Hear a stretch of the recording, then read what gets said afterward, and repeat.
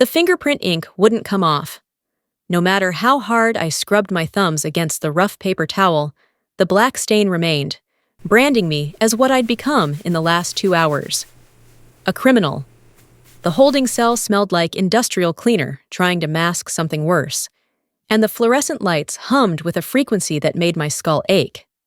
I wasn't supposed to be here.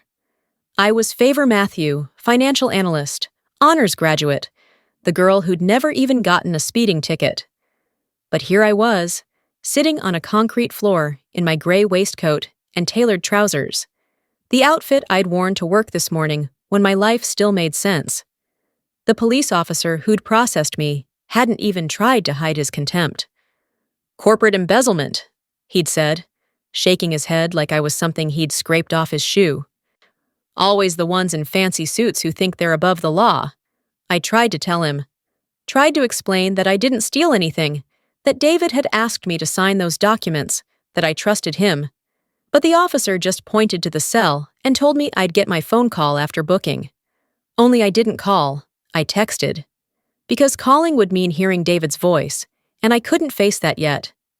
Couldn't face the possibility that he wouldn't answer, or worse, that he would, and I'd hear guilt in every syllable.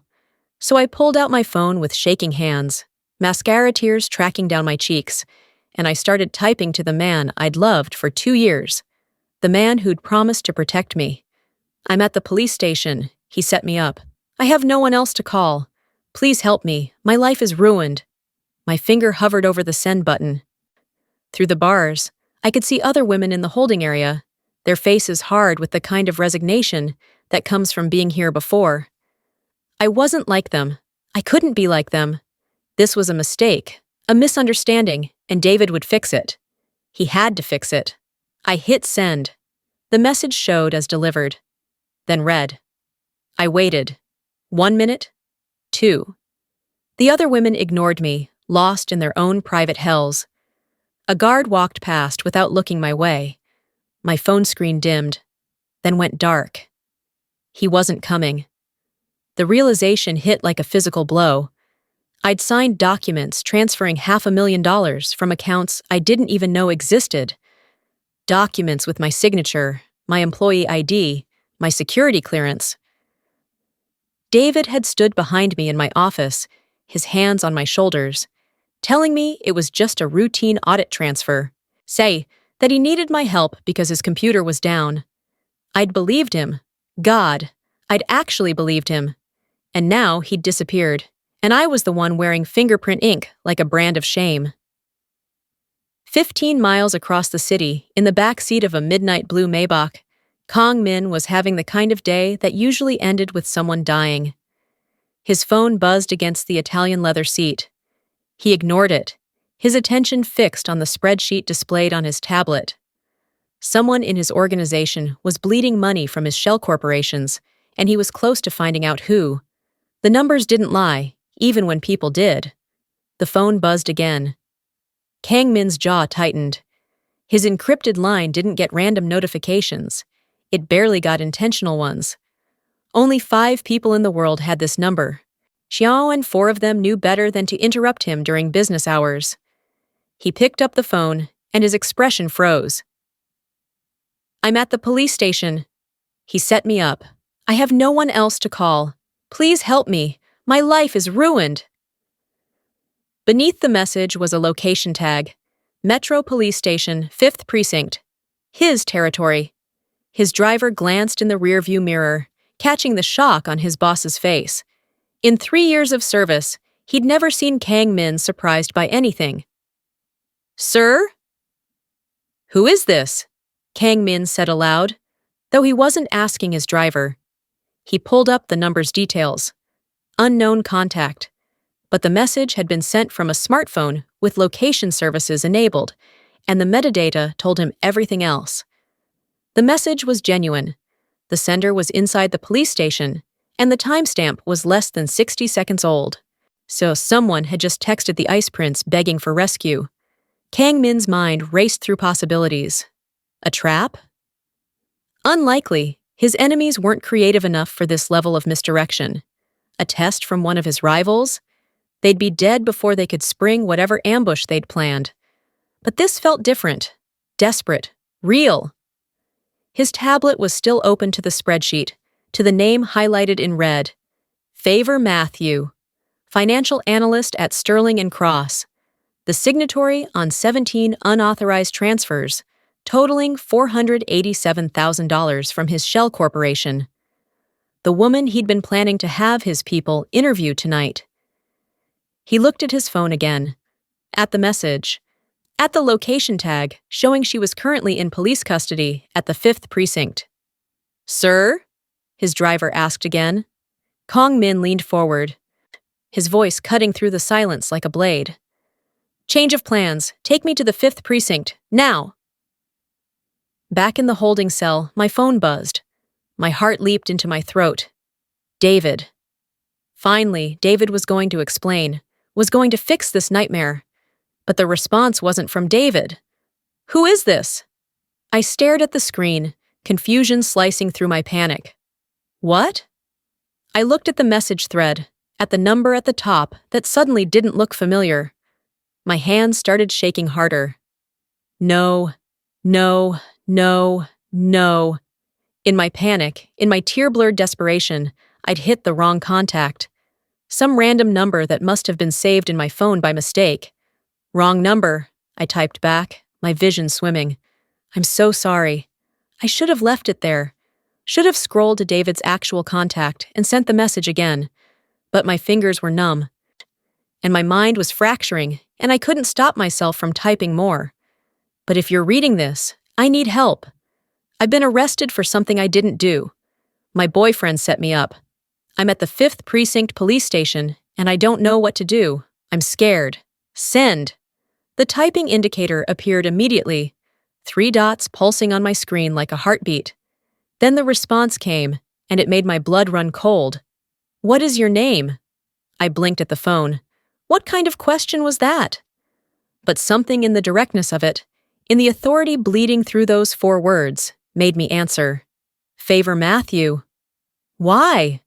The 3 dots appeared again, disappearing and reappearing, like whoever was on the other end was choosing their words with surgical precision. "Stay where you are, Favour Mathew. Do not speak to anyone. Do not sign anything. Do not accept any deals from the police or prosecution. I am 12 minutes away." My heart hammered against my ribs.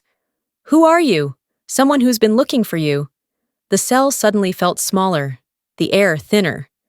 I looked around at the bars, at the guard station beyond, at the other women who were too broken by their own problems to notice mine.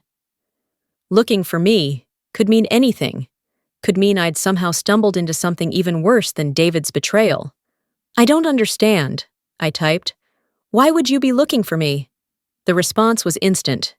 "Because your name is on $487,000 that was stolen from me, and you're either a thief who's about to learn what happens to people who steal from Kang Min, or you're a pawn who's going to tell me who's really responsible. Either way, Favour Mathew, your life as you knew it ended the moment you sent me that text. The only question now is whether you survive what comes next." The phone nearly slipped from my trembling hands. Kang Min. I'd heard that name whispered in the break room at work. The Ice Prince, they called him. CEO of Min Industries, though everyone knew his real business wasn't the kind that appeared on quarterly reports. David had mentioned him once, in passing, his voice dropping to barely above a whisper, like even saying the name too loud was dangerous. And I just texted him begging for help. A guard appeared at my cell door, keys jangling. "Mathew, you've been bailed out." I stood on legs that didn't feel like my own. "What? By who?" The guard shrugged. "Didn't give a name. Paid in cash. You're free to go." But I didn't feel free. I felt like I was walking toward an execution as I followed the guard through the processing area, as I collected my belongings from a plastic bin, as I signed the release forms with hands that wouldn't stop shaking. The guard led me to the station's main entrance and pointed outside. "Your ride's waiting."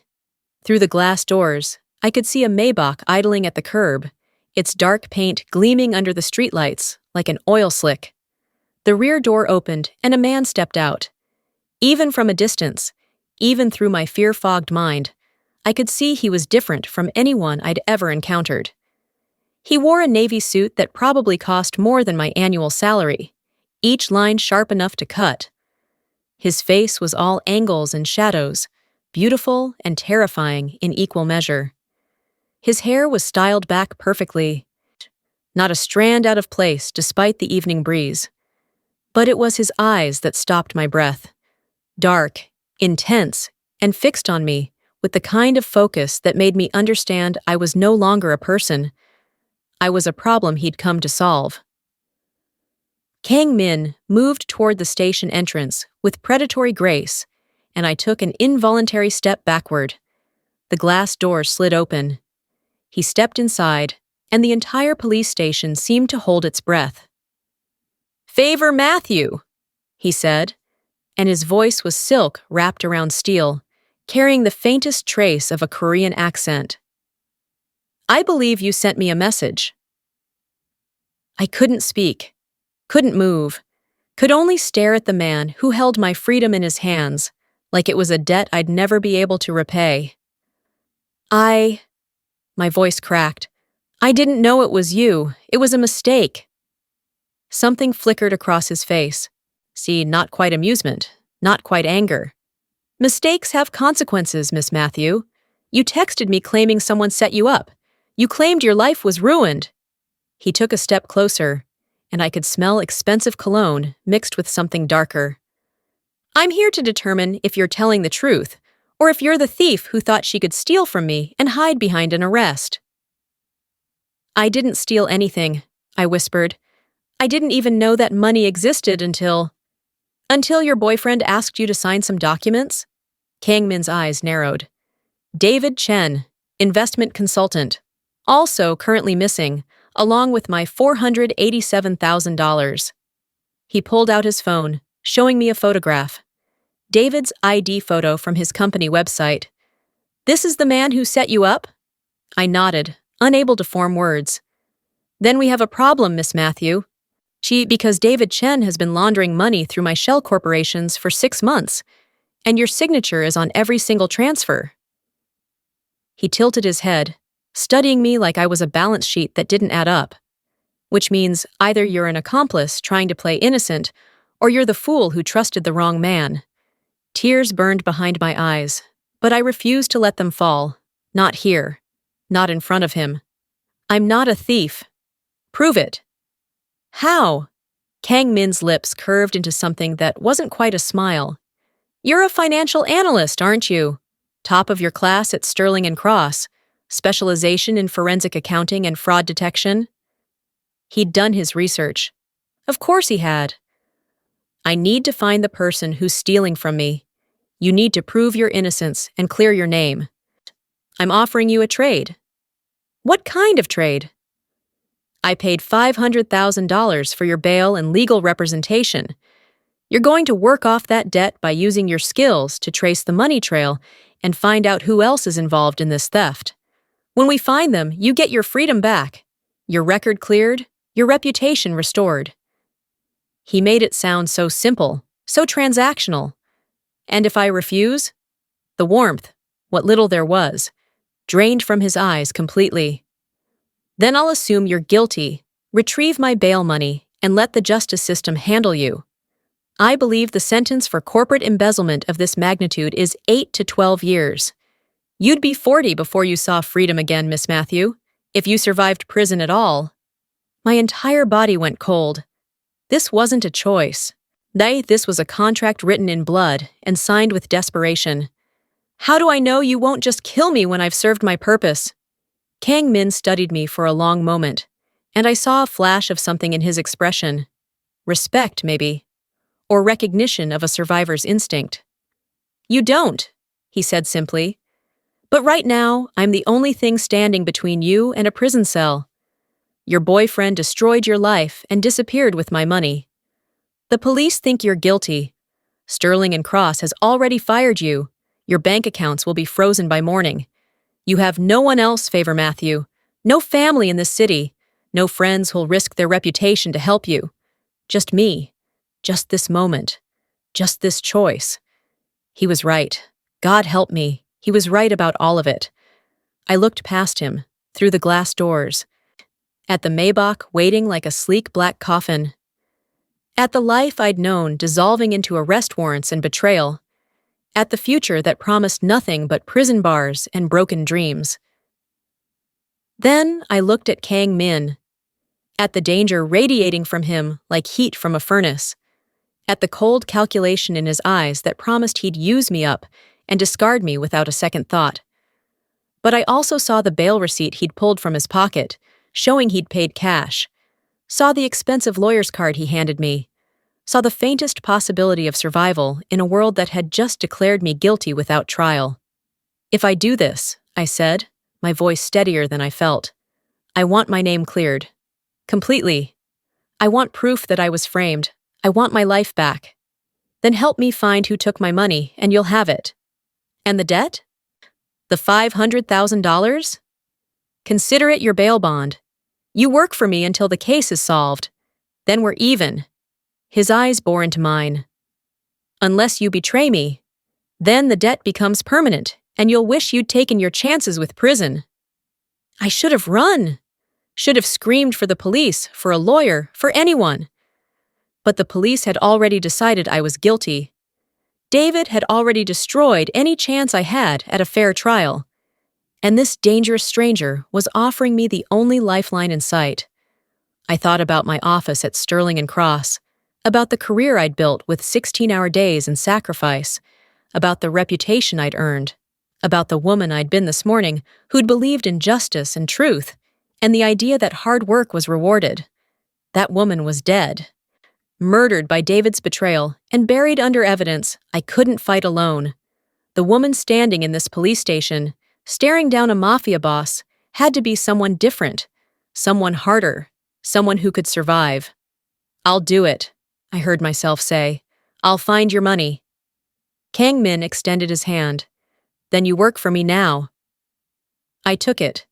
His grip was firm, warm, and absolutely unbreakable. The moment our palms touched, I felt the weight of the choice settle over me, like chains made of silk. There's a car waiting, he said, already turning toward the exit. We have a lot of work to do, Miss Mathew, and very little time to do it. Your boyfriend has a 12-hour head start, and the people he's working for don't leave witnesses. I followed him through the glass doors, my heels clicking against the pavement with a finality that sounded like a countdown. The Maybach's door was already open, the interior leather seats gleaming in the low light. I could see my reflection in the tinted windows, a woman in a wrinkled waistcoat, mascara-stained cheeks, and eyes that had seen too much in too few hours. I slid into the car, and Kang Min followed, the door closing behind us with a sound like a vault ceiling.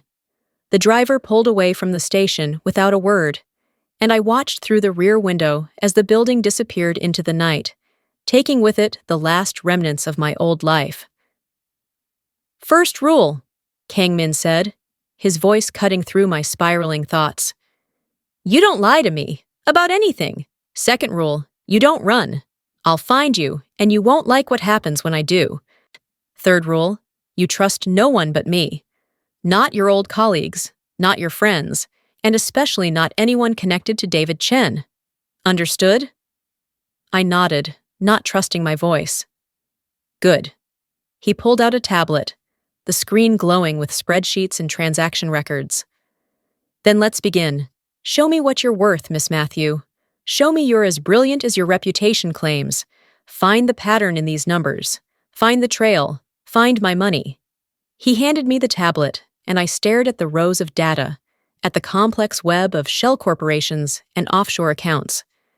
My fingers moved automatically, scrolling, calculating, seeing the patterns emerge like constellations in a dark sky. This was what I was good at. This was where I could fight back. There, I said, pointing to a series of transactions. These 3 accounts are linked. Different names, different countries, but the timing is too precise to be coincidence. Whoever set this up knew your system inside and out. Kang Min leaned closer, his shoulder brushing mine as he examined the screen. How long will it take you to trace them? Give me access to your full financial records in 48 hours. I'll find your thief." He smiled then, and it was the most dangerous thing I'd ever seen. "You just bought yourself a chance at freedom, Miss Mathew.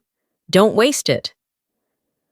The Maybach accelerated through the city streets, carrying me toward a future I couldn't predict, alongside a man I should fear, in pursuit of a truth that would either save me or destroy me completely. Somewhere in the darkness, David was running with $487,000 of stolen money and the pieces of my shattered life. But he didn't know that I'd just allied with the one person he should have feared most. And he definitely didn't know that the woman he'd tried to break was about to become the hunter. My phone buzzed in my pocket. David's number, finally calling back. I looked at Kang Min. He nodded once. I answered. "Hello, David." "Favour, baby, I've been so worried. I heard about the arrest. Are you okay? Where are you?" His voice was smooth, concerned, perfect. The same voice that had told me he loved me. The same voice that had asked me to sign those documents. The same voice that had ruined my life. "I'm fine," I said, my tone ice. "Better than fine, actually. I found a new job. Turns out my skills are in high demand." "What? Favour, what are you talking about? I need to go, David. But don't worry, we'll see each other again soon." "Very soon?" I hung up before he could respond. Kang Min's eyes gleamed with approval in the darkness. "You're learning fast, Miss Mathew. Perhaps you'll survive this after all." The city lights blurred past the windows, and I realized with a clarity that was almost peaceful. I'd sent that text to the wrong number. I'd begged a stranger for help. I'd made a deal with a devil I didn't understand. But maybe, just maybe, the wrong number had been exactly right all along. Subscribe to see how this unfolds and comment where you're watching from. I would love to say hello to you, just to know how far our story is going. The Maybach's interior smelled like leather and money, and Favour couldn't stop her hands from shaking. Kang Min sat across from her in silence, his attention fixed on his phone, typing rapid-fire messages in what she assumed was Korean. The driver navigated through the city with the kind of precision that suggested he'd made this route 1,000 times, weaving through traffic like water, finding the path of least resistance. Favour pressed her forehead against the cool window, watching the familiar streets of her neighborhood pass by. She should have felt relief. She was out of that cell, away from the sneering officers and the concrete floor that smelled like despair. But relief required hope, and she wasn't sure she had any left. "We're not going to my apartment," she said, more statement than question. Kang Min didn't look up from his phone. "No." "Where are we going?" "Somewhere you can't run. Somewhere I can keep you alive long enough to be useful." He finally lifted his gaze, and the weight of it made her sink deeper into the seat. "Your apartment was compromised the moment David framed you. If he's working for who I think he's working for, there are people watching your building right now. People who will kill you the second you walk through that door." The casual way he said it, like he was discussing the weather, made her stomach turn. "You don't know that." "I know exactly that. The Kwan Syndicate doesn't leave loose ends, Miss Mathew, and you are the loosest end in this entire operation."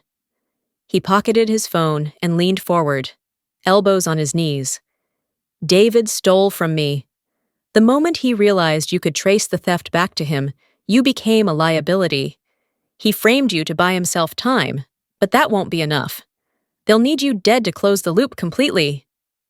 "They?" Who's they?" "The people who've been bleeding my organization dry for 6 months. The people who thought they were clever enough to hide behind shell corporations and offshore accounts." His jaw tightened. "The people who made the mistake of using you as their scapegoat." Favour's mind raced, trying to process the web of danger she'd stumbled into. 6 months. David had been planning this for 6 months. All those late nights he'd claimed were client meetings. All those times he'd borrowed her laptop because his was acting up. All those documents he'd asked her to review with that charming smile that made her feel important, needed. She'd been so stupid. I loved him, she whispered, not sure why she was telling this to a stranger. To a criminal. I actually thought we had a future. Kang Min's expression didn't soften. Well, but something flickered in his eyes. Recognition, maybe. Love makes us blind. That's why I don't indulge in it. The Maybach pulled into an underground parking garage, the entrance flanked by security gates that required 3 different scans to open. They descended deeper into the structure, past rows of luxury vehicles that probably cost more than most people made in a year, until they reached a private elevator with a biometric scanner. Kang Min stepped out first, his movements fluid despite the tension radiating from him. He pressed his thumb to the scanner, and the elevator doors slid open with a soft chime. "After you," he said, gesturing. Favour hesitated. Once she stepped into that elevator, there would be no going back. No pretending this was just a nightmare she could wake up from. But what choice did she have? You return to her apartment and wait for David's associates to finish what he'd started? Turn herself in to the police, who already thought she was guilty? She stepped into the elevator. Kang Min followed, and the doors closed behind them with a finality that made her chest tighten. He pressed the button for the penthouse level. Of course it was the penthouse.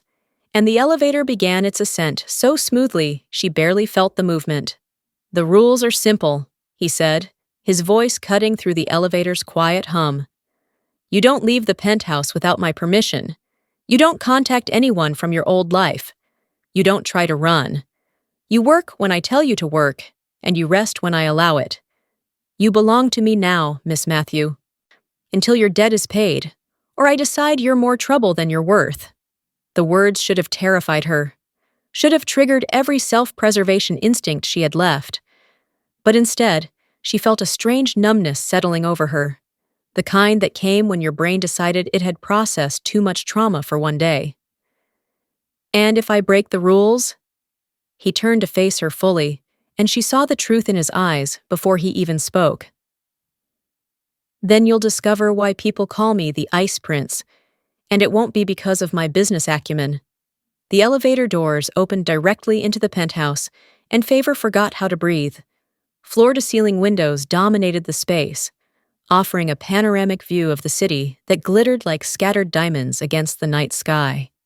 The interior was all clean lines and expensive minimalism. White marble floors, dark leather furniture, abstract art that probably cost more than her student loans. Everything was pristine, cold, perfect. Like a museum exhibit of how the other half lived. Or in Kang Min's case, how the criminal elite lived. "Guest room is to the left," he said, already moving toward what looked like a home office. "You'll find clothes in the closet. My assistant stocked it with your size." Favour's blood ran cold. "How do you know my size?" "I know everything about you, Miss Mathew. Your clothing size, your coffee order, your mother's maiden name, the fact that you're allergic to shellfish." He paused at the office door, glancing back at her. "I don't make investments without proper research. You're an investment now. A very expensive one." He disappeared into the office, leaving her standing in the middle of his pristine living room, feeling like an oil stain on white marble. The guest room was as impersonal as the rest of the penthouse. A king-sized bed with gray silk sheets, a bathroom done in black granite and chrome, and a walk-in closet that held more clothes than she'd owned in her entire life. Designer labels she recognized from window shopping but could never afford. Everything in her size, just as he'd promised. Favour caught sight of herself in the full-length mirror and barely recognized the woman staring back. Her waistcoat was wrinkled, her white shirt stained with the grime of the holding cell. Her makeup had long since dissolved into tear tracks, and her eyes held a hollowness that made her look 10 years older. She peeled off the clothes that had witnessed her arrest, her humiliation, her descent into this nightmare. Left them in a heap on the bathroom floor like she could shed the memories with the fabric. The shower was scalding hot, and she stood under the spray until her skin turned red, trying to wash away the fingerprint ink, the smell of bleach, the feel of David's betrayal. When she finally emerged, wrapped in a towel that probably cost more than her monthly rent, she found a simple black dress laid out on the bed. Next to it was a note in precise handwriting. "We have work to do. Office, now. No please, no request. Just an order from the man who'd bought her freedom, and apparently thought that gave him ownership of her entire existence." Favour dressed mechanically, her body moving through the motions while her mind spun in circles. She needed to find a way out of this, needed to contact someone who could help. But who? Her mother was in another city, and dragging her into this would only put her in danger. Her colleagues at Sterling and Cross had probably already written her off as a criminal. And David, the person she'd trusted most, was the architect of her destruction. She made her way to the office, her bare feet silent on the cold marble. Kang Min sat behind a massive desk, made of dark wood and steel, multiple monitors displaying streams of data she couldn't quite make sense of from the doorway. He'd removed his suit jacket, his white shirt crisp despite the late hour, sleeves rolled up to reveal forearms that suggested he didn't spend all his time behind a desk. "Sit," he said without looking up. There was a chair across from his desk, more of a throne, really, and designed to make whoever occupied it feel small. Favour sat, spine straight, refusing to shrink despite every instinct screaming at her to make herself invisible. Kang Min finally looked at her, and she saw the calculation in his eyes. He was assessing her like a balance sheet, determining her value. $500,000, he said flatly. "That's what I paid for your bail. Add another $150,000 for the legal team I've already retained to handle your case, and we're at $650,000. But let's round it to an even $500,000, shall we?" "I'm feeling generous." Generous. The word tasted like acid. "I can't pay you back. You know I can't." "No, you can't, which is why you're going to work off the debt instead." He pulled up a document on one of his monitors and swiveled it so she could see. "This is the agreement. You work for me, using your financial expertise to trace the stolen funds and identify everyone involved in the theft. In exchange, I keep you alive, I keep you out of prison, and when the job is done, your debt is paid and your record is cleared." She scanned the document, her analyst's brain automatically catching the key phrases. Exclusive employment, no contact with outside parties without express permission, termination of agreement at employer's discretion, non-disclosure binding in perpetuity. This is basically indentured servitude. This is survival. He leaned back in his chair, fingers steepled. The alternative is, I retrieve my bail money, you go back to that cell, and you spend the next decade in prison for crimes you claim you didn't commit. Your choice, Miss Mathew. Sign the agreement. Nah, or I'll have my driver take you back to the police station right now. Favour's hands clenched in her lap. She thought about her tiny apartment with its second-hand furniture, and the plants she'd probably never water again. About her mother's voice on the phone, telling her to be careful, to not trust too quickly, to remember that not everyone had good intentions. About the career she'd built with blood, sweat, and student loans, now reduced to a criminal record she couldn't escape. "If I do this," she said slowly, "I need something from you too." His eyebrow arched. "You need something? You're not exactly in a negotiating position." "I need proof that I was framed. Documentation. Evidence. Something concrete that shows I was manipulated by David. Because when this is over, when I've found your money and you've cleared my debt, I can't go back into the world with corporate embezzler as the first hit when someone Googles my name." Kang Min studied her for a long moment, and she saw a flicker of something that might have been respect. "You want vindication. I want my life back, my real life, the one David stole from me." "Then find my money, identify everyone involved, and I'll give you all the evidence you need to destroy him." He pushed a tablet across the desk toward her. "Starting now." She picked it up, her fingers moving across the screen with the muscle memory of years spent analyzing financial data. The spreadsheet displayed was complex, layers upon layers of shell corporations and offshore accounts, transfers that zigzagged across continents in patterns designed to obscure their origins. But Favour had always been good at seeing patterns. "These 3 accounts," she said, highlighting them with her finger, "they're linked. Different names, different countries, but the transaction amounts have a mathematical relationship. See? Each one is 1.7 times the previous amount. That's not random." Kang Min moved around the desk, standing close enough that she could smell his cologne, something expensive and understated that probably had a name in French. He leaned over her shoulder, examining the screen, and she felt the heat of his proximity like a physical pressure. "Keep going," he said quietly. She did. Her mind slipped into the familiar rhythm of analysis, finding comfort in numbers, even as everything else in her life crumbled. She traced connections, identified shell corporations that existed only on paper, followed the money as it bounced from bank to bank like a pinball designed to lose its trail. And then she saw it. "There," she breathed, pulling up another screen. "This account, registered in the Cayman Islands under the name Apex Consulting Group. That's David's company. The one he told me was just a side business, something to bring in extra income." Kang Min's jaw tightened. "Apex Consulting is also one of my contractors. I've been paying them for financial optimization services for the past 6 months.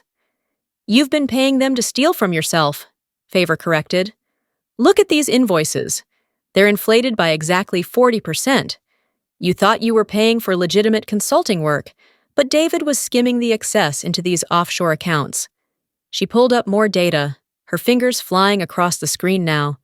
She's chasing the thread as it unraveled. "And here, these transfer authorizations. They all have my digital signature, but the IP addresses are wrong. They're not from my work computer. They're from—" She stopped, her breath catching. "They're from David's laptop. He used a clone of my credentials to authorize the transfers." The evidence was all there, laid out in cold, hard data. David hadn't just framed her. He'd been systematically stealing from Kang Min for months, using her as both a cover and a scapegoat. "You believed I was guilty," she said, looking up at Kang Min. "When you bailed me out, you thought I was a thief." "I thought you were either a thief or a fool," he admitted. "I'm beginning to suspect you're the latter." It should have stung, should have made her angry, but instead, she felt a strange relief. Because if he believed she was a fool, that meant he believed she'd been framed. That meant he believed her. "I was in love," she said quietly. "That made me blind." Kang Min straightened, moving back to his side of the desk. "Love is a luxury I don't allow myself. It makes people weak, exploitable." His dark eyes locked on hers. "You're not weak, Miss Mathew. Naive, perhaps. Trusting to a fault, but not weak. Weak people don't trace theft networks in 20 minutes. Weak people don't stare down a stranger who holds their freedom and refuse to break." The unexpected compliment caught her off guard. "I'm not sure if you're trying to motivate me or insult me. I'm trying to assess whether my investment will pay off." He pulled up another document on his screen. "There are more accounts, more shell corporations. See, this goes deeper than David and his small-time laundering operation. Someone above him is orchestrating this, someone with access to my organization's internal financial structure." "A mole?" "Exactly. And you're going to help me find them." Favour set down the tablet, exhaustion finally catching up with her. It had been hours since her arrest, hours that felt like years compressed into a nightmare. "I need to sleep. I can't think straight anymore." "Tomorrow then, 7 a.m. We'll start with a full audit of my financial operations. I want you to identify every irregularity, every account that doesn't belong, every transfer that doesn't make sense." He stood, signaling the end of their meeting. "And Miss Mathew, don't even think about trying to leave. There are cameras in every room except your bedroom and bathroom." There are guards in the lobby and the parking garage, and my driver will be sleeping in the guest quarters on the lower level. You're safe here, but you're also trapped. I understand. Good, then get some rest. Tomorrow will be a very long day. She retreated to her room, closing the door behind her with a soft click that sounded too much like another lock engaging. The bed was comfortable, too comfortable for someone who'd spent the last few hours on a concrete floor, and she sank into it like she was drowning. Sleep should have been impossible. Her mind should have been racing with panic, with schemes to escape, with the crushing reality of her situation. But exhaustion was a drug more powerful than adrenaline, and within minutes, she was unconscious. She woke to sunlight streaming through floor-to-ceiling windows and the distant sound of the city coming alive below. For one blissful moment, she didn't remember where she was. Didn't remember the arrest, or the text message, or the cold-eyed man who now controlled every aspect of her life. Then, memory crashed down like a wave, and she was drowning all over again. Her phone, her actual phone, the one she'd been clutching in the police station, was on the nightstand, plugged into a charger she hadn't put there. Someone had been in her room while she slept. Someone had gone through her belongings, charged her phone, left it within reach like a test to see if she'd be stupid enough to use it. She picked it up, her thumb hovering over the power button. 37 missed calls, 23 text messages, most from numbers she didn't recognize, probably reporters who'd gotten wind of her arrest. 2 from her mother, frantic and confused, and 5 from David. Her hand shook as she opened his messages. "Baby, where are you?" "I heard about the arrest. I'm so sorry I couldn't get there in time. Favour, please answer me. I'm worried sick. I spoke to a lawyer. We can fight this. We can prove you were framed. Why aren't you answering? Did something happen? We need to talk. Meet me at our coffee shop tomorrow, 2 p.m. Please, I can explain everything."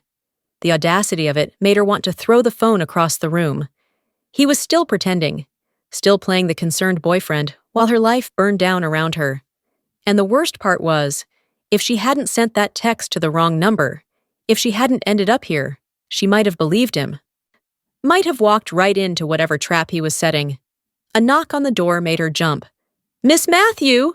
Kang Min's voice was muffled but clear. "Breakfast is ready. We have work to do."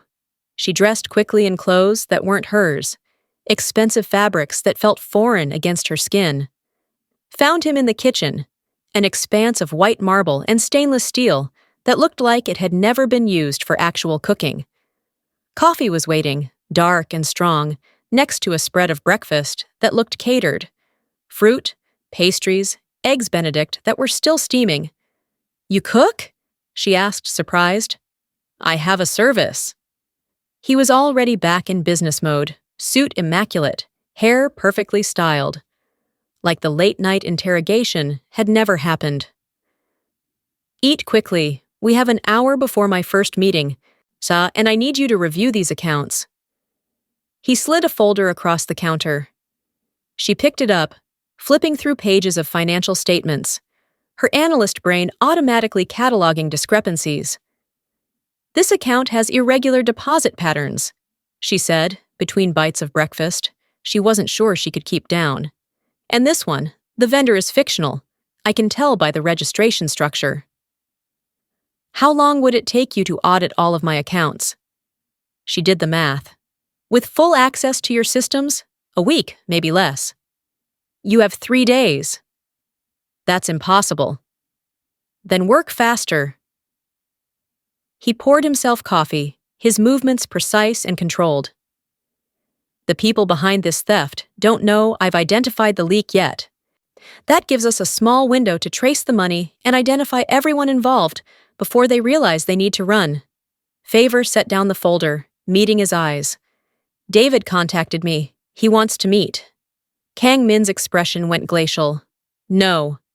He thinks I'm still in the dark, still believing his lies. If I meet with him, I might be able to get information." "You'll get a bullet in the head," Kang Min interrupted. "Or worse, you'll get disappeared. Taken somewhere the police will never find your body. That's what happens to loose ends, Miss Mathew. They get tied off permanently. But if he doesn't know that I know, he'll know the moment he sees your face. You can't lie to him, not after what he did to you. He'll see the truth in your eyes. And you'll be dead before you can even try to run. Kang Min set down his coffee cup with deliberate care. The answer is no. You don't contact him. You don't meet him.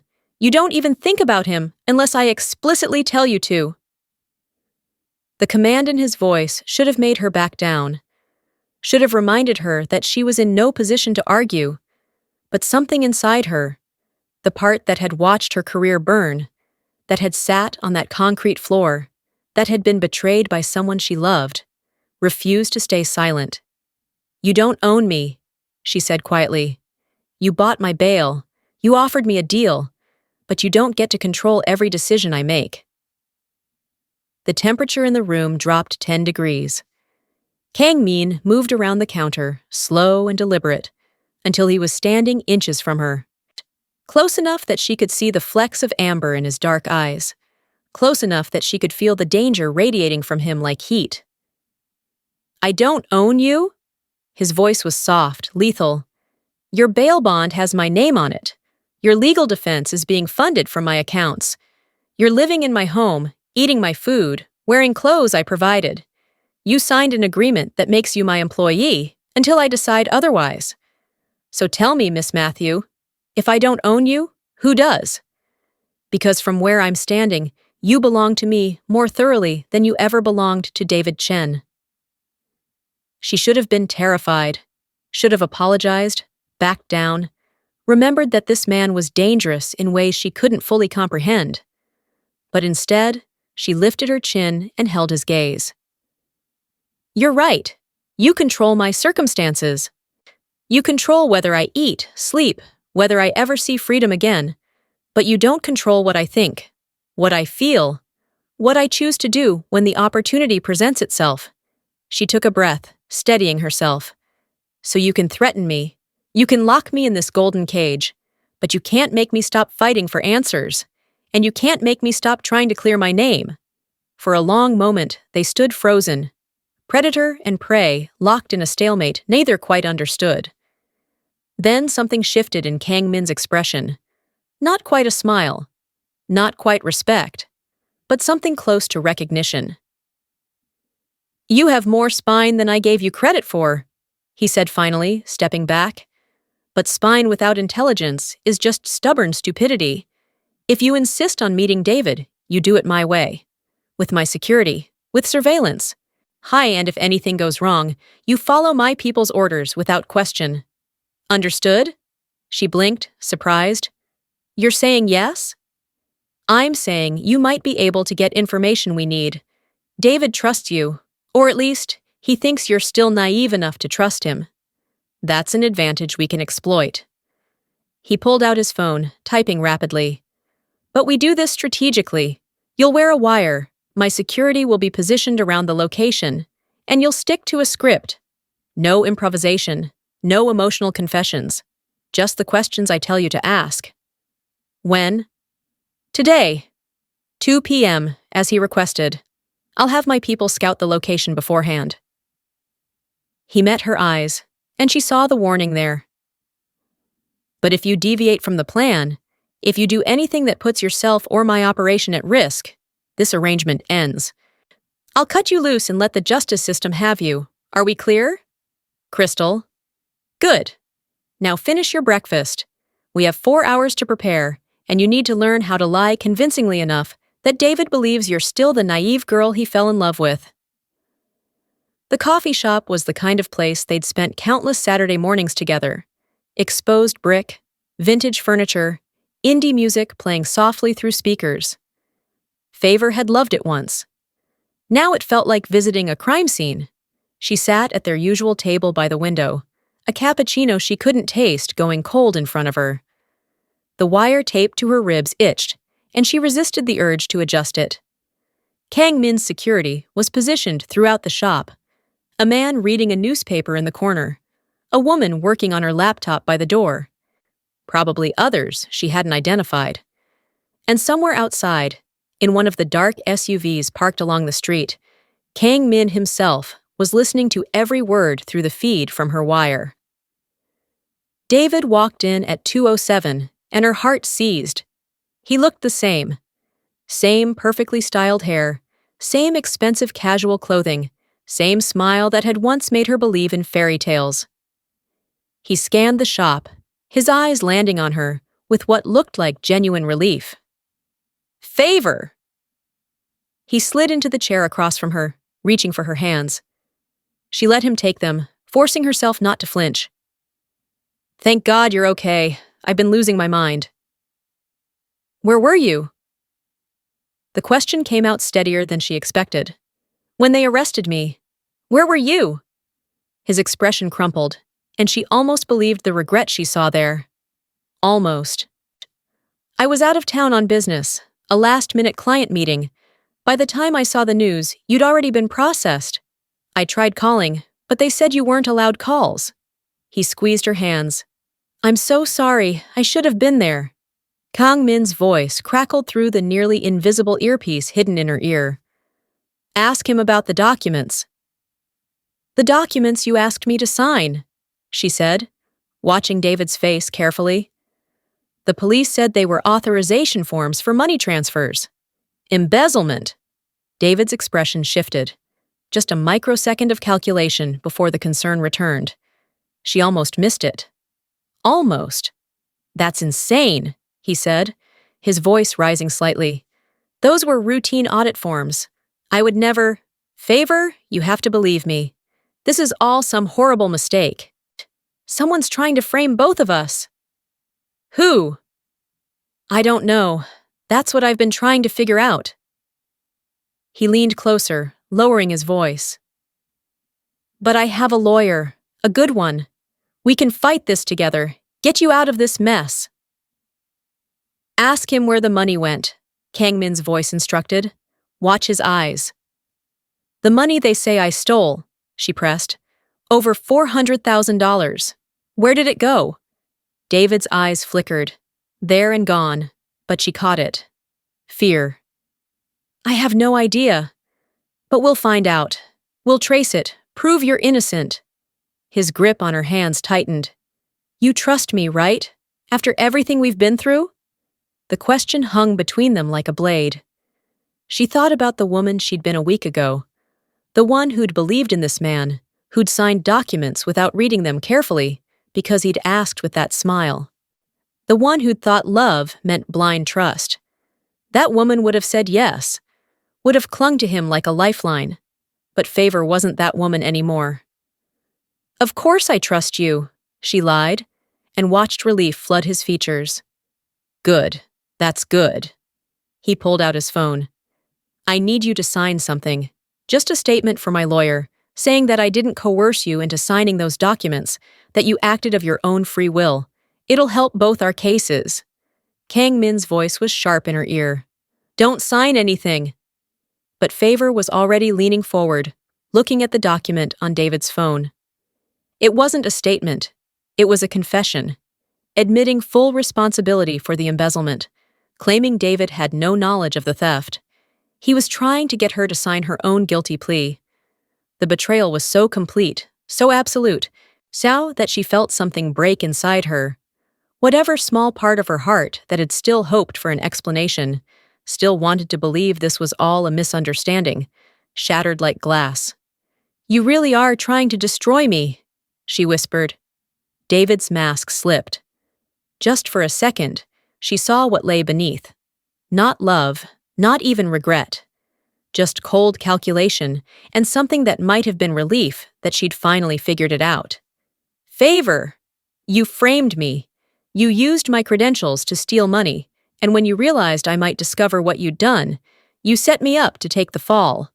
Her voice was getting louder, drawing attention from other patrons. How long have you been planning this? Since we met? Or did the idea just come to you one day when you realized how much access I had to financial systems? Keep your voice down. David's expression had gone hard, all pretense abandoned.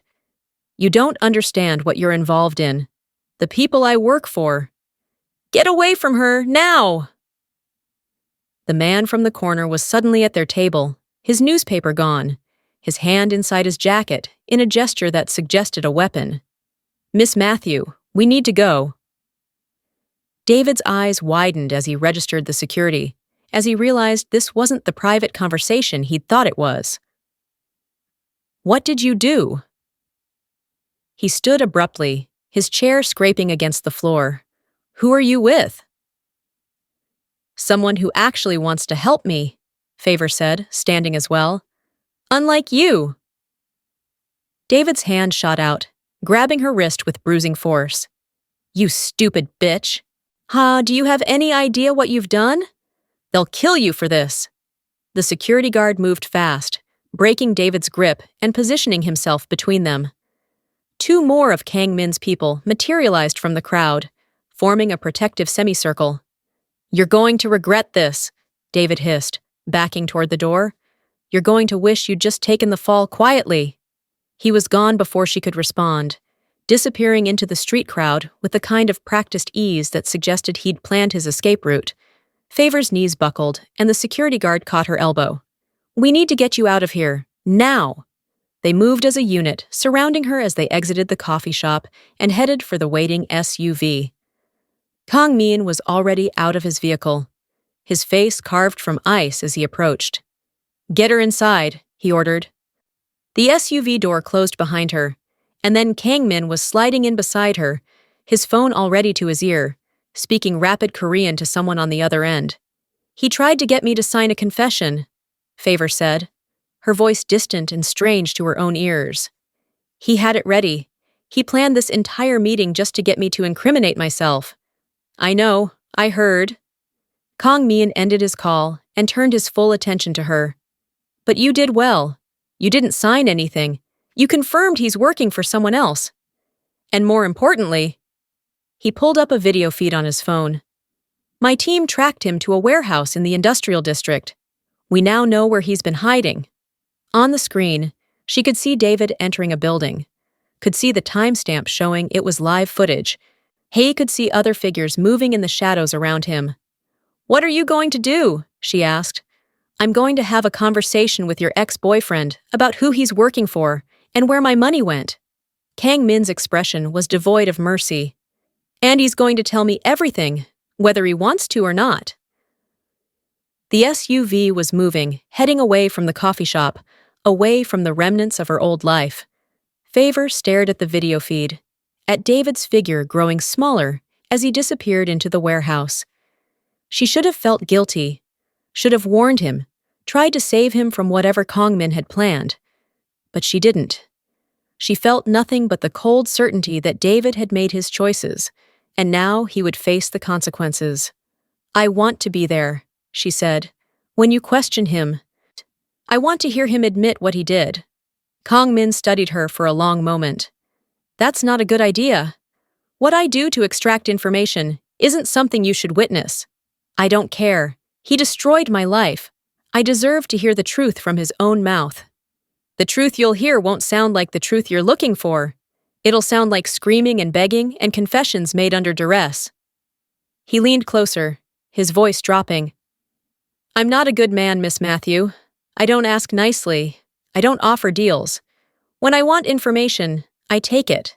And the methods I use aren't the kind you can ever forget once you've seen them. Then I'll add it to the list of things I can't forget," she said. "Right below getting arrested for crimes I didn't commit, and discovering the man I loved was using me as a scapegoat for theft." Something shifted in Kang Min's expression, a crack in the ice that revealed something almost like understanding beneath. "You're different from this morning. Harder." This morning, part of me still hoped I was wrong about David, still hoped there was an explanation that made sense. She looked at the video feed again, at the warehouse growing closer through the windshield. "But there isn't. He's guilty. He framed me deliberately, and I'm done crying about it." Kang Min nodded slowly, as if recognizing something in her he hadn't seen before. "Then you can watch. But whatever happens in that warehouse, whatever you see, you don't interfere. You don't speak unless I tell you to. And you don't let him see any weakness. Understood?" "Understood." The warehouse loomed ahead, a hulking structure of rusted metal and broken windows. Kang Min's team was already in position, dark figures moving with military precision around the building's perimeter. As they pulled up to the entrance, Favour caught sight of her reflection in the SUV's tinted window. The woman staring back at her looked nothing like the naive analyst who'd sat in that coffee shop with David 1,000 lifetimes ago. This woman's eyes were hard, determined, forged in the fire of betrayal and tempered by necessity. This was who she had to become to survive. And somewhere in that warehouse, David was about to learn exactly what he'd created when he'd tried to break her. The warehouse smelled like rust and old oil, the kind of decay that came from years of neglect. Favour followed Kang Min through the entrance, flanked by his security team, their footsteps echoing against concrete that had probably never been clean. Overhead lights flickered intermittently, casting shadows that moved like living things. David was in the center of the space, zip-tied to a metal chair, his expensive shirt torn and dirty. Blood trickled from his nose, and his eyes were wide with a fear that would have satisfied her if she'd had any emotion left to feel. "Favour!" His voice cracked when he saw her. "Thank God! Tell them! Tell them this is a mistake! Tell them I didn't— Shut up!" Kang Min's voice cut through David's pleading like a blade. He moved closer to the chair, circling it with predatory grace. "You're going to tell me who you're working for. You're going to tell me where my money is, and you're going to tell me who else in my organization is involved. Those are your options. The only variable is how much pain you experience before you comply." "I don't know what you're talking about." The blow was so fast, Favour almost missed it. Kang Min's fist connected with David's jaw, snapping his head to the side. Blood sprayed across the concrete. "Wrong answer." Kang Min straightened, examining his knuckles with clinical detachment. "Let's try again. Who are you working for?" David spat blood onto the floor. "Fuck you." This time, Kang Min didn't hit him. He simply nodded to one of his men, who produced a tablet and pulled up financial records. David Chen, age 31, investment consultant, also known as David Park, also known as Minho Choi. "You've been using aliases for 7 years, so moving from city to city, running the same con. Find a woman with access to corporate finances, seduce her, use her credentials to steal, then frame her and disappear." He showed David the screen. "You've done this 4 times before Favour. 3 of those women are still in prison." Favour's stomach lurched. She hadn't been special. She'd been a mark. One in a series of victims he'd systematically destroyed. "You're a professional," Kang Min continued, his voice almost conversational. "Which means you're working for someone who knows how to spot talent. Someone with the resources to set up shell corporations and offshore accounts. Someone who's been targeting my organization specifically." He leaned down until his face was inches from David's. "So I'll ask one more time. Who hired you?" David's resistance crumbled like wet paper. The Quan Syndicate. They wanted someone inside your financial operations. Someone who could bleed you slowly enough that you wouldn't notice until it was too late. And Favour was your access point. She was perfect. Smart enough to have high-level clearance, naive enough to trust me, ambitious enough to want to impress her boyfriend by helping with work projects. David laughed, the sound wet and broken. She made it so easy. Favour felt the words like physical blows. Every late night he'd spent at her apartment. Every time he'd kissed her forehead and told her she was brilliant. Every moment she'd believed they were building a future. It had all been calculated, rehearsed. Part of a con he'd perfected on 3 other women before her. "How much did you steal?" Kang Min asked. "Just under $2 million. So the $487,000 was the amount we could directly trace to accounts with her signature, but there were other transfers. Smaller amounts over 6 months, all funneled through different routes to make them harder to track." "And the arrest?" "Insurance." When Favour started asking questions about some of the documents I'd had her sign, I knew she was getting suspicious. The arrest was supposed to keep her contained while I finished moving the last of the money. Then she'd take the fall, I'd disappear, and the Quan Syndicate would have successfully drained $2 million from your operation. He spat more blood. But then you bailed her out. That wasn't part of the plan. No, Kang Min said softly. It wasn't. Which means your employers are about to discover that their plan has a critical flaw. Me. He pulled out his phone. Hao took several photos of David's battered face and sent them to someone. You're going to tell me everything you know about the Quan Syndicate's operations. Every contact, every account number, every piece of information they gave you. And then you're going to help me send them a message they won't forget. What followed was 2 hours of interrogation that Favour watched from the shadows, her arms wrapped around herself, unable to look away. Kang Min extracted information with the efficiency of someone who'd done this 1,000 times, each question building on the last, each answer cross-referenced against data on the tablet, each lie met with consequences that made David scream. By the end, they had everything: account numbers, contact names, meeting locations. The entire network that the Quan Syndicate had built to infiltrate Kang Min's organization. Take him to the safe house, Kang Min ordered his men. Keep him alive. We might need him to verify information. As they dragged David away, he looked at Favour one last time. I'm sorry, he said, and for the first time, it sounded genuine. For what it's worth, I did. I did care about you. It wasn't all fake. It was fake enough, she replied, her voice hollow. Then he was gone, and she was alone with Kang Min in the cavernous warehouse, the silence so heavy it felt like drowning. You shouldn't have watched that, Kang Min said quietly. I needed to. But now that it was over, now that the adrenaline was fading, she felt her legs giving out. She stumbled, and suddenly, Kang Min was there, catching her before she hit the ground. Easy. His voice had lost its edge, replaced by something almost gentle. You're in shock. I'm fine. But she wasn't. She was shaking so hard her teeth chattered, and the tears she'd been holding back for days were finally breaking through her defenses. I'm fine. I need. She couldn't finish the sentence.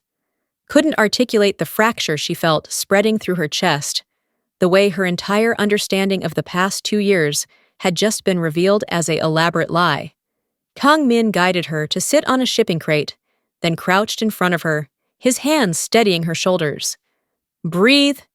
In through your nose, out through your mouth. That's it. She followed his instructions mechanically, focusing on the rhythm of breath until the panic receded enough for her to think again. 3 women, she whispered.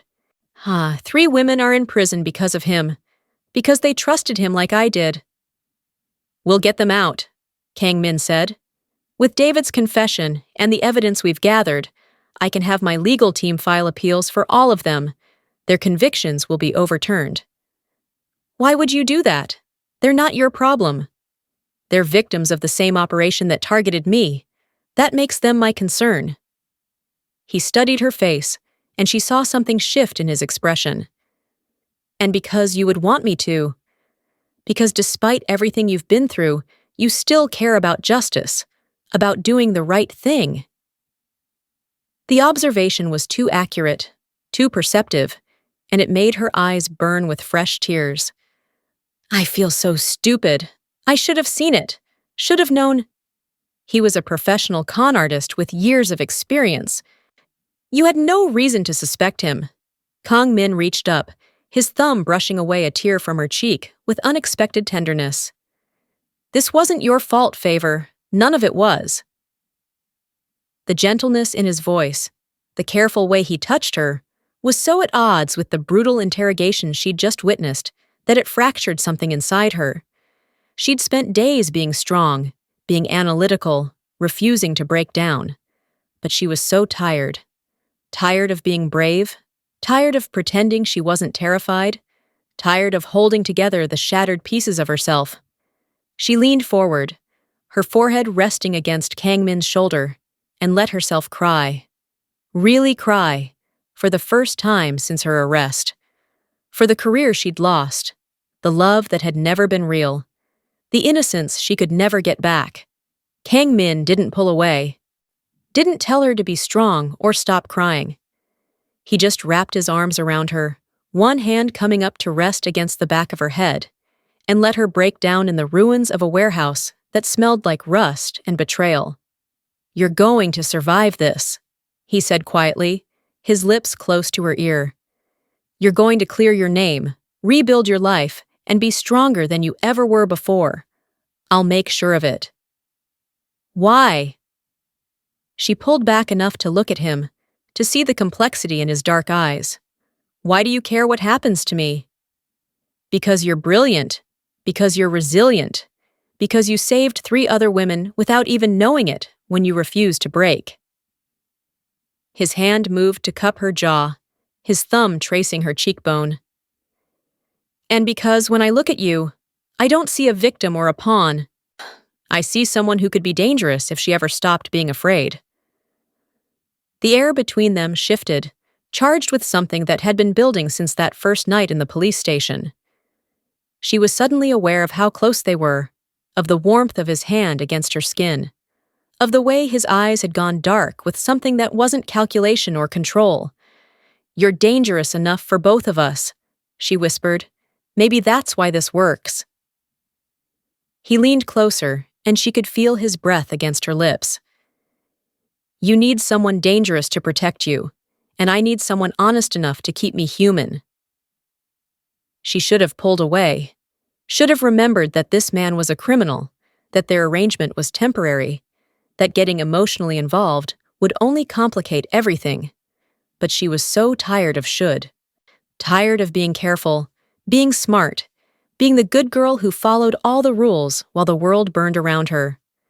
So when Kang Min closed the distance between them, when his lips met hers in a kiss that tasted like danger and possibility, she kissed him back. It was nothing like kissing David. David's kisses had been practiced, calculated to make her feel special while keeping her dependent. This was raw, honest, the kind of kiss that admitted what both of them had been denying since the moment he'd walked into that police station. When they finally broke apart, both breathing hard, Kang Min rested his forehead against hers. "This is a terrible idea," he said. "The worst," she agreed. "You're still my employee, still working off a debt. And you're still a criminal who terrifies me." "But," she smiled, and it felt like the first real smile she'd managed in days. "But apparently, I'm done making good decisions." His answering smile was small, private, meant only for her. "Then we're both damned." "Probably." He pulled back, his mask of control sliding back into place, but she could still see the heat in his eyes. "We should go. There's more work to do. The Quan Syndicate doesn't know we've identified them yet, but that window won't last long." She stood, her legs steadier now, and caught sight of a bruise forming on her arm where David had grabbed her in the coffee shop. Kang Min noticed her looking at it, his expression darkening. "He hurt you." "It's just a bruise." "He put his hands on you." Kang Min's voice had gone cold again, but this time the ice was directed outward, at threats she couldn't see. "I should have let my team break more than his nose." "You got what we needed. That's what matters." She touched his arm, drawing his attention back to her. "Besides, I'm not made of glass. I can handle a bruise." "I know, but you shouldn't have to." He looked at her arm again, then gently rolled up her sleeve to examine the damage. His fingers traced the edges of the bruise with careful precision, and she felt heat spread through her that had nothing to do with pain. "Does it hurt?" he asked. "Not anymore." He met her eyes, and she saw the promise there. "Good.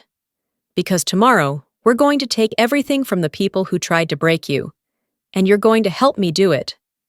The next 3 days were a blur of financial analysis that would have made her previous career look like child's play. So Kang Min gave her full access to his systems, legitimate and otherwise. And together, they traced the stolen funds through a labyrinth of shell corporations and offshore accounts. She worked from his home office, surrounded by monitors displaying data streams she wasn't entirely sure were legal to access.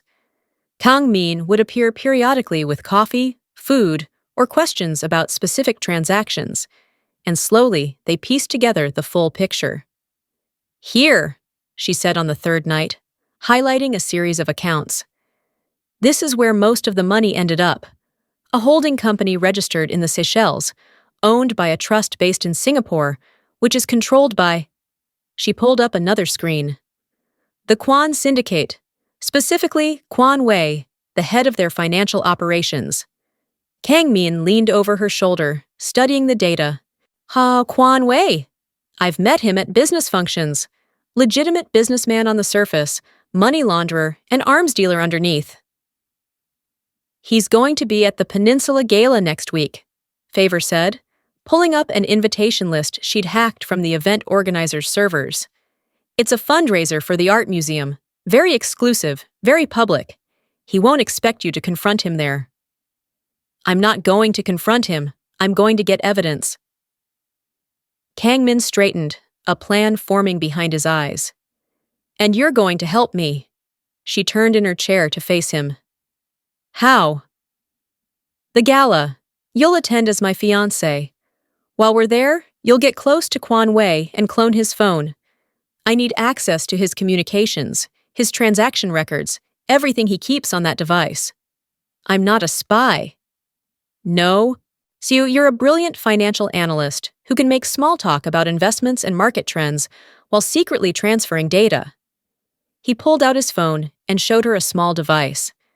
"This cloner looks like a business card holder. All you have to do is get within 3 feet of his phone for 30 seconds. The device does the rest." "And if I get caught?" "You won't, because I'll be right there with you, and anyone who tries to hurt you will have to go through me first." His expression left no room for doubt. "Besides, Quan Wei thinks you're just some naive analyst who got caught up in David's scheme. He has no idea you've been helping me dismantle his operation from the inside." The plan was insane, dangerous, exactly the kind of thing she would have run from a week ago. "When is the gala?" "Saturday." "That gives us 3 days to prepare." He tilted her chin up, his thumb brushing her lower lip. "And to find you a dress that will make every man in that ballroom forget his own name." The dress was a work of art, deep emerald silk that flowed like water and hugged every curve Kang Min had apparently been paying very close attention to. The back dipped low enough to make her breath catch when she saw herself in the mirror, and the slit up the side revealed just enough leg to be devastating. "I can't wear this," she said, staring at her reflection. "You can and you will." Kang Min appeared in the doorway of her room, wearing a tuxedo that looked like it had been designed specifically to destroy her composure. His hair was styled back, his jaw sharp, and when his eyes raked over her figure, she felt the heat of his gaze like a physical touch. "You look—" He stopped, seemed to reconsider his words, then simply said, "Perfect. You look perfect." A stylist had done her makeup, subtle but dramatic, emphasizing her eyes and lips until she barely recognized herself. Her hair was swept up in an elegant twist, exposing her neck and shoulders. She looked like she belonged in Kang Min's world, like she was the kind of woman who attended galas and wore dresses that cost more than her old monthly rent. "Remember the plan," Kang Min said, slipping the data cloner into a small clutch that matched her dress. "We arrive fashionably late. I introduce you as my fiancé. We make small talk, establish our presence. Then I'll create an opportunity for you to approach Quan Wei. And the cloner? 30 seconds within 3 feet. The device will vibrate twice when it's done." He stepped closer, adjusting the delicate necklace at her throat. Diamonds that were probably real, probably worth more than everything she'd ever owned, You can do this, Favour. I know you can. How are you so sure? Because you walked into a Mafia interrogation without flinching. Because you traced a money laundering operation that took my team months to even notice. Because you're stronger than you realize. His hands settled on her waist, pulling her close. And because I've never been wrong about people. She wanted to kiss him, wanted to forget about the gala and the danger and everything waiting for them outside this moment. But the driver was already waiting, and Kwanwei wouldn't steal from himself. The Peninsula Hotel was everything she'd expected. Crystal chandeliers, or marble floors, and enough wealth concentrated in one ballroom to feed a small country.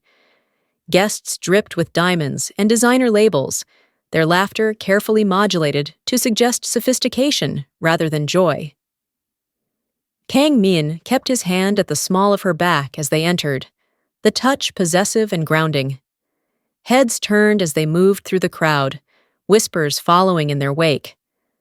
The Ice Prince, rarely seen at social events, with a woman no one recognized. "They're wondering who you are," Kang Min murmured close to her ear. "Should I be worried?" "Let them wonder. By tomorrow, they'll know you as the woman who brought down the Kwan syndicate." A waiter passed with champagne, and Kang Min took 2 glasses, handing her one. The crystal was cool against her fingers, the bubbles rising in perfect golden streams. "There?" he said quietly, nodding toward a group near the windows. "Kwanwei, gray suit, talking to the museum director." Favour studied the man who'd orchestrated her destruction. He was older than she'd expected, mid-50s, with silver hair, and the kind of smile that probably put business partners at ease right before he destroyed them. "He looks so normal," she said. "The most dangerous ones usually do." Kang Min's hand tightened on her waist. "Are you ready?" She thought about the woman she'd been a week ago, the one who'd cried on a police station floor, who'd believed in fairy tales and happy endings.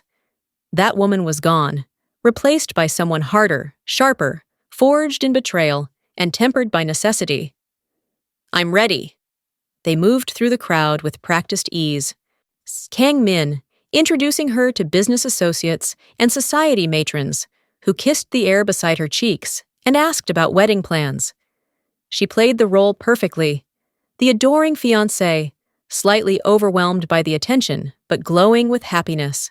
It was all a lie, but she was learning that lies were just another form of currency in this world. Kang Min. Kwanwei's voice was smooth, cultured, the voice of someone who'd never had to raise it to be heard. "I didn't expect to see you here. You usually avoid these functions." "I'm making an exception." Kang Min's smile didn't reach his eyes. "Kwanwei, allow me to introduce my fiancé, Favour Mathew. Favour, this is Kwanwei, one of the city's most prominent investors." Favour extended her hand, and Kwanwei took it, his grip lingering just slightly too long. "Charming," he said, his gaze assessing. "And where did Kang Min find such a lovely companion?" "We met through work," she said, the lie coming easily. "I'm a financial analyst." "Really? How fascinating." Kwanwei's smile widened. "You must tell me more. I'm always interested in meeting talented young professionals." The conversation flowed, superficial and poisonous, while Favour counted the seconds. The cloner was in her clutch, Kwanwei's phone was visible in his jacket pocket, and all she needed was an opportunity to get close enough. Kang Min created it beautifully. He flagged down a waiter, creating a small commotion as drinks were distributed, forcing everyone to shift position. Favour stumbled slightly, artfully, and Kwanwei caught her elbow. "Careful," he said, his phone now less than 2 feet from her clutch. "Thank you."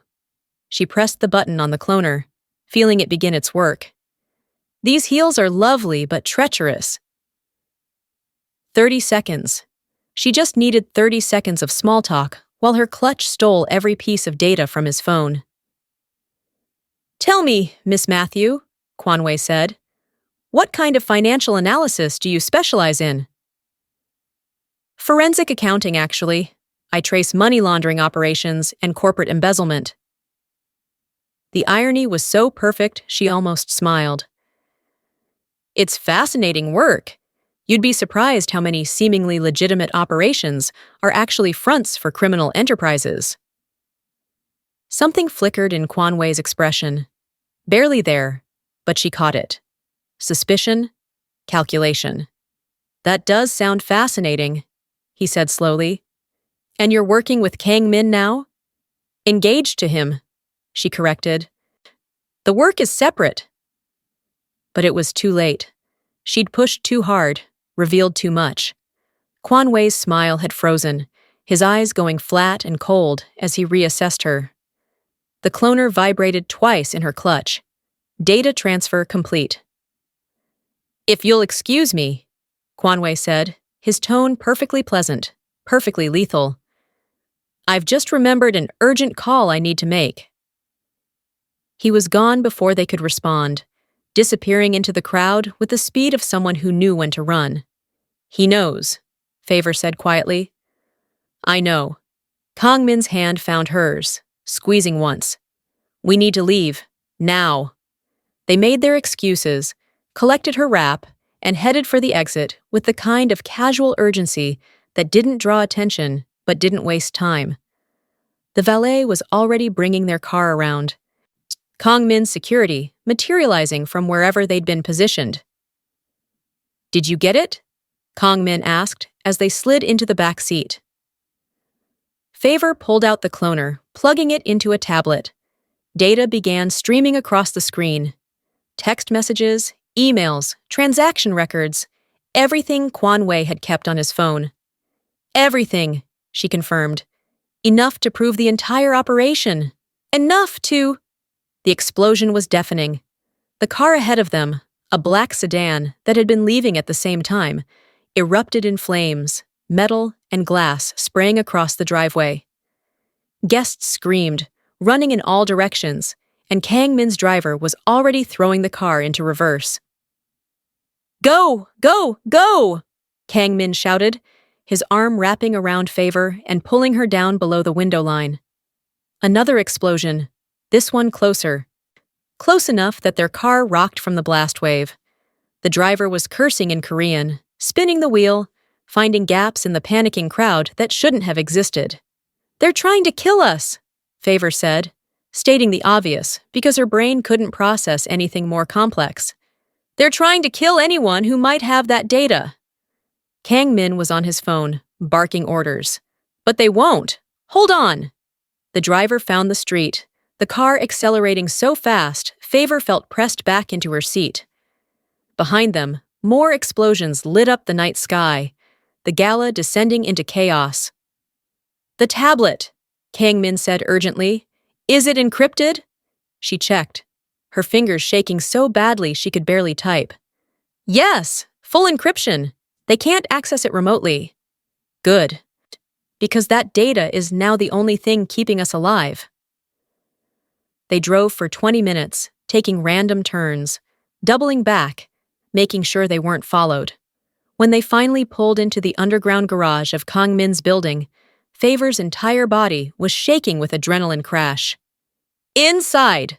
Kang Min ordered, practically carrying her to the elevator. "We need to upload that data to a secure server before—" The elevator doors opened on the penthouse level, and Favour knew immediately that something was wrong. The lights were wrong. The silence was wrong. The sense of violation, of space that had been invaded, was overwhelming. "Don't move," a voice said from the shadows. "Or the girl dies." David stepped into view, holding a gun that looked too big for his shaking hands. Behind him were two men she didn't recognize, probably Quan Syndicate enforcers, flanked the doorway. "Hello, Favour," David said, and his smile was the saddest thing she'd ever seen. "I really am sorry about this." But they're going to kill my entire family if I don't deliver you both.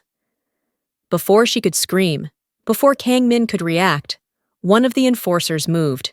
Fast. Professional. The kind of strike that ended consciousness instantly. The last thing Favour saw before everything went dark was Kang Min lunging forward, was David's anguished expression, was the tablet slipping from her fingers toward the floor. Then nothing. She woke to the smell of salt water and rust, her head pounding like her brain was trying to escape through her skull. Her hands were zip-tied behind her back, her ankles bound to a metal chair. The emerald dress was torn, one shoe missing, and she could taste blood in her mouth. The shipping yard. She recognized it from the news reports, abandoned for years, a maze of containers and corroded equipment that made it perfect for things you didn't want witnesses seeing. David paced in front of her, the gun still in his hand, looking like he might throw up at any moment. "I'm sorry," he kept saying. "I'm so sorry. They have my sister. They have my mother. They said they'd kill them if I didn't." "Shut up!" One of the Quan enforcers, the one who'd hit her, stepped forward. He was huge, scarred, the kind of man violence had carved into a weapon. "The boss is on his way. He'll decide what to do with them." "Them?" Favour's voice was rough. "Where's Kang Min?" "Being dealt with."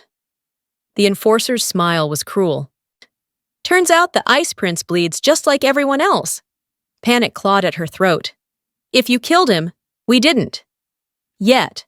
The boss wants to make an example, want everyone in the city to know what happens when you steal from the Quan syndicate." He leaned down, his breath hot against her face. "But you're leverage. The moment Kang Min shows up to save you, if he's still alive, we'll kill you both."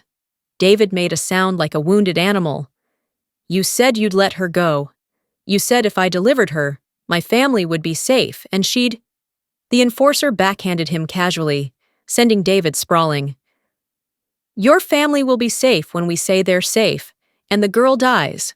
That was always the plan." Favour's mind raced, looking for angles, for escape routes, for anything that might save her. But there was nothing.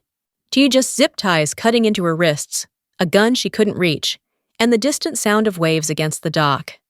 This was how it ended. Not in a courtroom proving her innocence, but in a shipping yard with a bullet in her head. Unless... The container doors burst open with a sound like thunder, and Kang Min walked in. He was a mess, blood matting his hair, his tuxedo jacket gone, his shirt torn and stained. He moved like every step cost him, but his eyes were clear and cold and absolutely murderous. "Let her go," he said, his voice carrying despite being barely above a whisper.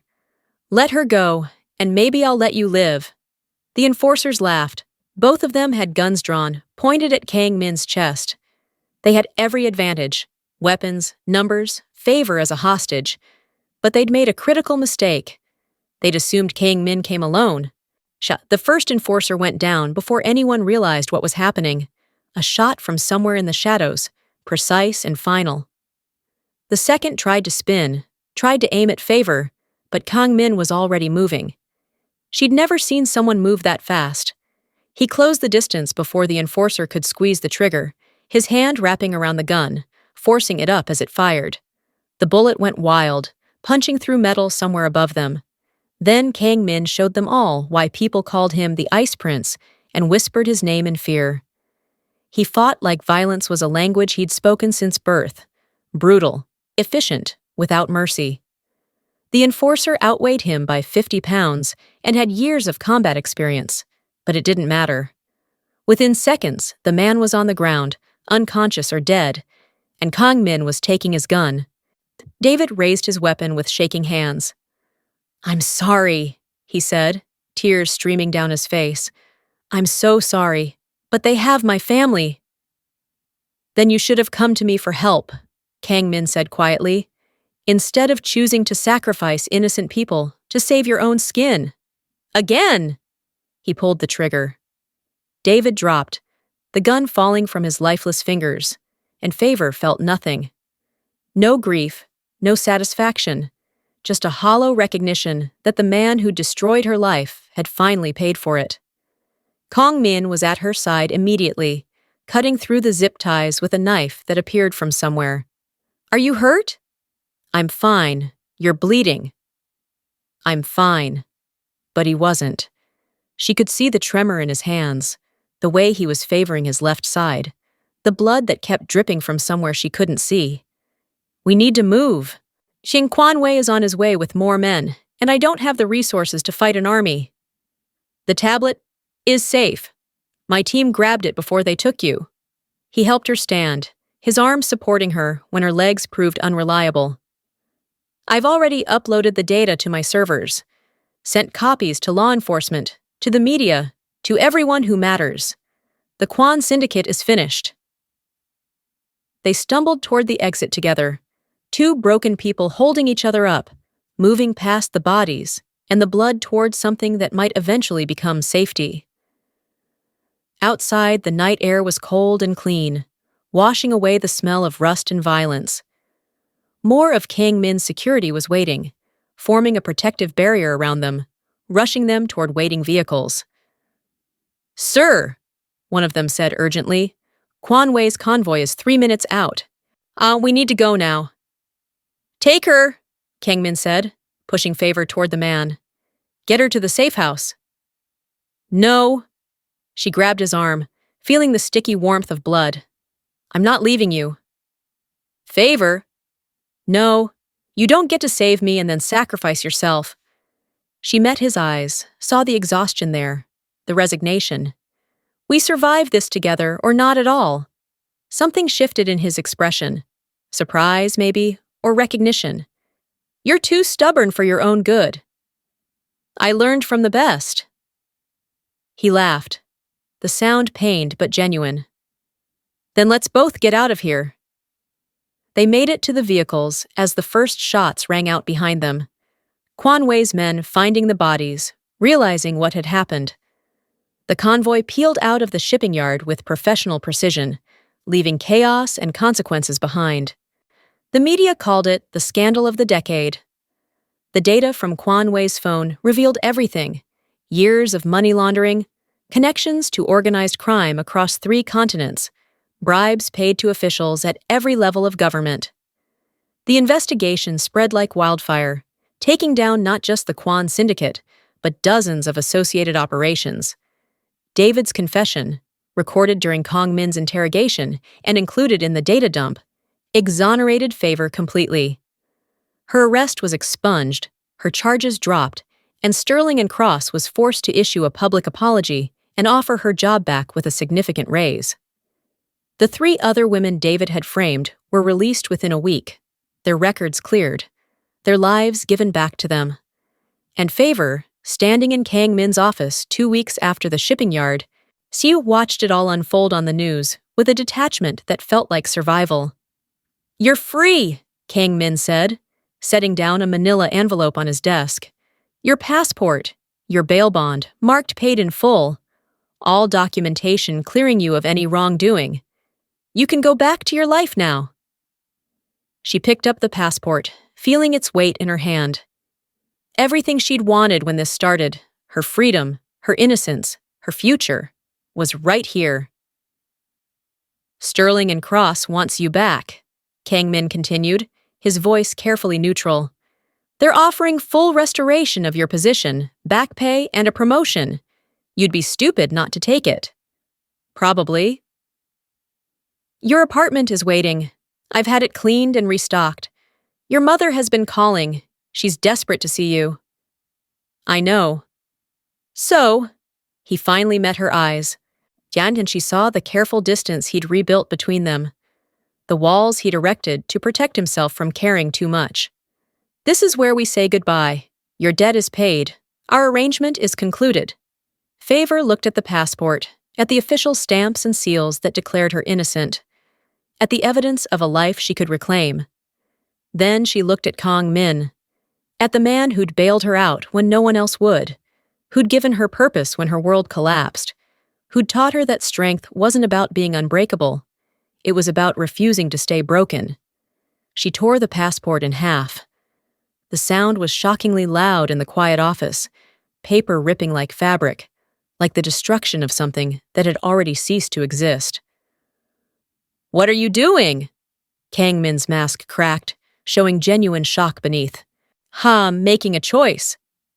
She tore it again and again, until her old identity was confetti on his expensive carpet.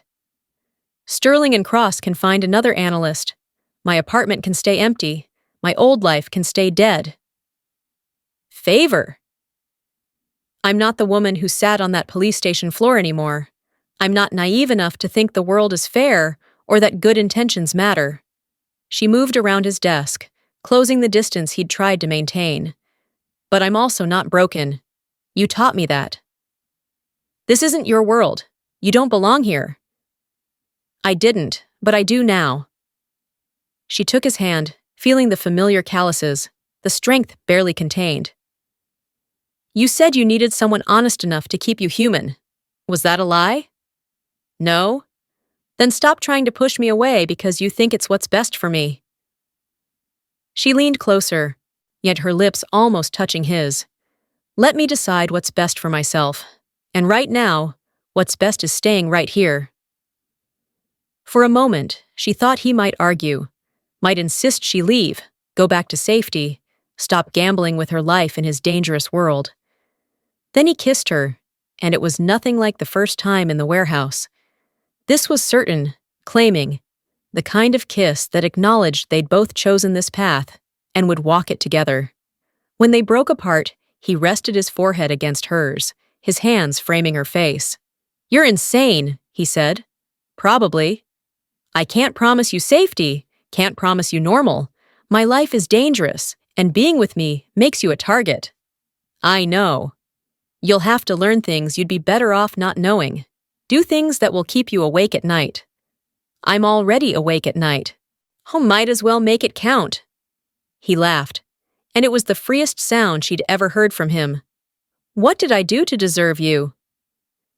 "You bailed out the wrong number." She smiled. "Best mistake either of us ever made."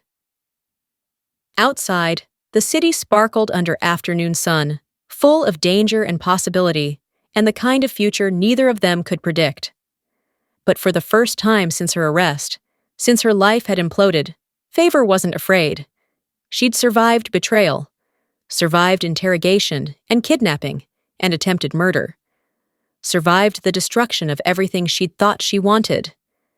And on the other side of that survival, she'd found something better, a purpose, a partner, and the knowledge that she was strong enough to build whatever life she chose, even if that life was with the Ice Prince in a world that scared most people away. "So?" Kang Min said, his arms wrapping around her waist. "My financial analyst and partner, what do we do first?" She thought about the tablet full of data, the connections they'd traced, the networks they'd uncovered, thought about 3 women she'd never met who were free because of decisions she'd made, thought about the power of seeing patterns no one else could see, of being the person who followed money to its darkest conclusions. "We find the next system that needs breaking," she said, "and we break it." His smile was sharp, dangerous, full of promise. "I knew I made the right investment." She kissed him again, tasting the future on his lips, uncertain, thrilling, exactly what she'd never known she needed. Her phone buzzed in her pocket. Her mother, calling for the 14th time today. She'd have to answer eventually, as have to explain where she'd been, what had happened, why her life had taken such a dramatic turn. But not yet. Right now, she was exactly where she needed to be, in the arms of the man who'd answered a text meant for someone else, in an office that overlooked a city full of secrets, with a balance sheet that finally added up in her favor. The wrong number had been right all along, and Favour Mathew, brilliant analyst, survivor, partner to a kingpin, was ready for whatever came next.